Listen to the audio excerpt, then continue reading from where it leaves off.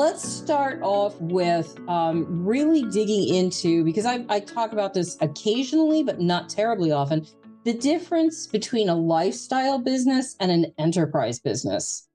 Great question, and one of my favorite questions. So I would define an enterprise business as a business that you are building to sell.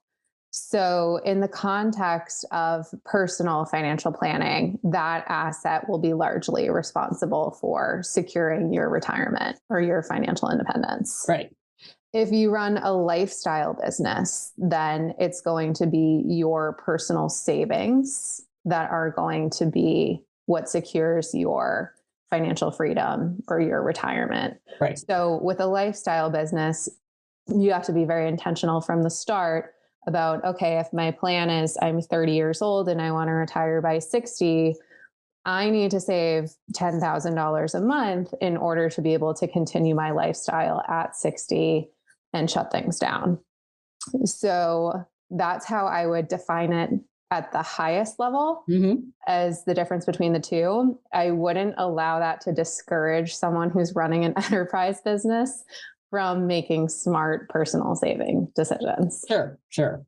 And an example of a lifestyle business, just to reiterate, or it generally, and this is very overarching, is usually it's like, the business is the person is the business, like yes. Coaches and consultants that are only running, the very small offices, boutique concept firms and stuff like that. So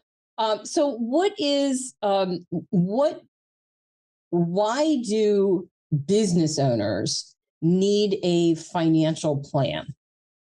So when I was working at UBS, as you mentioned in my bio, I did over 300 financial plans. Many of those financial plans were for small business owners across the United States.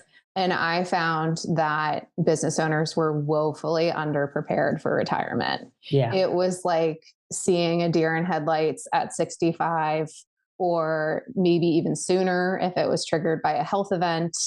And almost like it was a surprise to them that their business ownership days were going to come to an end. But they all do eventually. Yeah. And honestly, it just got really hard to break news to people over and over again that either their business wasn't saleable, they weren't going to net enough from the sale of the business to secure their retirement, and therefore they had to work another 7 to 10 years. Right. And have that conversation enough times with people, and they're usually in their 60s, like in their 50s, 60s, sometimes 70s. And I just started to think there's more that we can be doing for business owners to educate them earlier in their entrepreneurial journey so that they're not so poorly equipped and having this shock moment that, it was hard for me as a 25-year-old to deliver to a 65-year-old. Hey, sorry, get back to work for another 7 years. Yeah. Ouch. Yeah. So that was really, for me, the impetus for starting my company and really my mission with Theory. And I work specifically with female entrepreneurs.